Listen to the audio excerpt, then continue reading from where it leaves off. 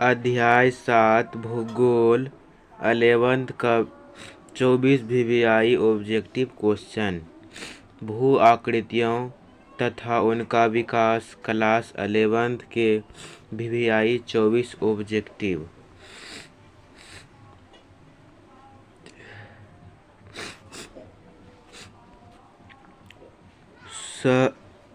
स्थल रूप विकास की किस अवस्था में अधोमुख कटाव प्रमुख होता है? स्थल रूप विकास की किस अवस्था में अधोमुख कटाव प्रमुख होता है?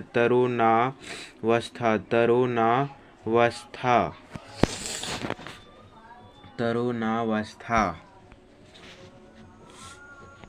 उसके बाद है तरुणावस्था।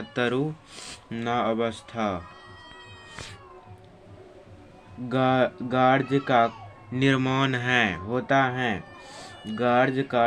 होता है कठोर चट्टानों में। गार्ज का निर्माण होता है तो कठोर चट्टानों में होता है।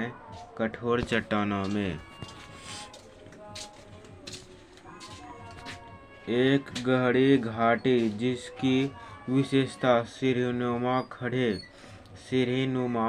खड़े डाल होते हैं किस नाम से जानी जाती हैं? तो केनियन नाम से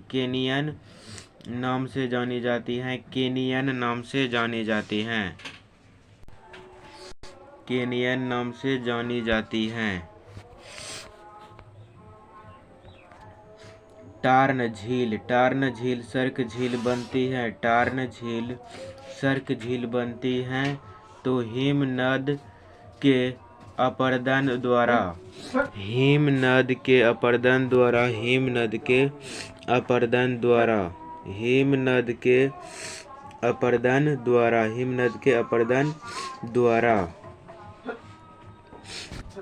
निम्न में से किस प्रदेशों में रासायनिक अपक्षय प्रक्रिया यांत्रिक अपक्षय प्रक्रिया की अपेक्षा अधिक शक्तिशाली होती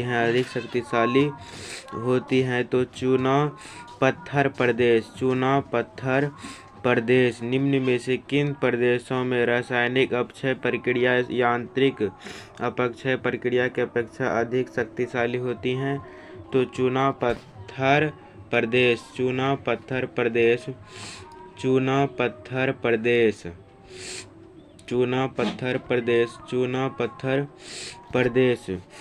गोखुर झीलों का निर्माण होता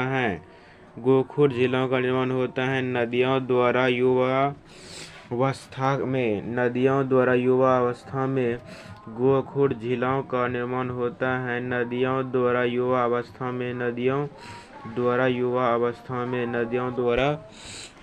अवस्था में। उसके बाद है गहरे लंबे व विस्तृत गर्त या बेसिन जिनके शीर्ष दीवार खड़े डाल वाले व किनारे खड़े व अवतल होते हैं उन्हें क्या कहते हैं? तो उसे सर्क कहते हैं। क्या कहते हैं? तो सर्क कहते हैं। भी आकार की घाटी का निर्माण होता है तो नदियों द्वारा युवा अवस्था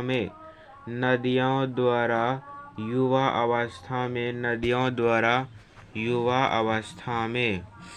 उसके बाद है निम्न में से कौन सी भू आकृति का निर्माण नदी की अपरदन क्रिया द्वारा होता है?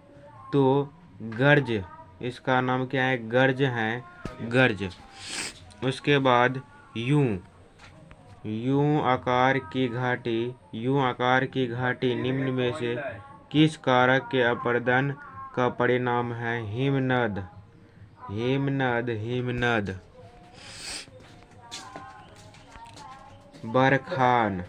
बरखान का निर्माण निम्नलिखित में से किससे संबंधित हैं? बरखान का निर्माण निम्नलिखित में से किससे संबंधित हैं? तो पवन, पवन से संबंधित हैं, पवन से संबंधित हैं, पवन से संबंधित हैं। गुफाओं की संरचना किस क्रिया द्वारा होती है? गुफाओं की संरचना किस क्रिया द्वारा होता है? कार्बोनेटीकरण, कार्बोनेटीकरण के द्वारा होता है। ओल्ड फेथफुल गाइजर किस देश में स्थित है? ओल्ड फेथफुल गाइजर किस देश में स्थित है? संयुक्त राज्य अमेरिका, संयुक्त राज्य अमेरिका, संयुक्त राज्य अमेरिका, संयुक्त राज्य अमेरिका। 18 हिमनद द्वारा निर्मित नदी मिट्टी हैं। 18 हिमनद द्वारा निर्मित मिट्टी हैं तो हिमोर। 18 हिमनद द्वारा निर्मित मिट्टी हैं तो हिमोर। 18 हिमनद द्वारा निर्मित मिट्टी है तो हिमोर, हिमोर। गुंबद, गुंबद आकार भाग से बहने वाली नदियों द्वारा किस प्रवाह की रचना होती है? किस प्रवाह की रचना होती है? तो आर्य प्रवाह की रचना होती है, आर्य प्रवाह की रचना होती है, आर्य प्रवाह की रचना होती है। कासर्ट, कासर्ट, कासर्ट प्रदेश की भूमिगत कंदरा, कासर्ट प्रदेश की भूमिगत कंदरा की छत पर बनने वाली आकृति हैं, बनने वाली आकृति हैं तो stalactite, stalactite, stalactite, stalactite, stalactite, stalactite.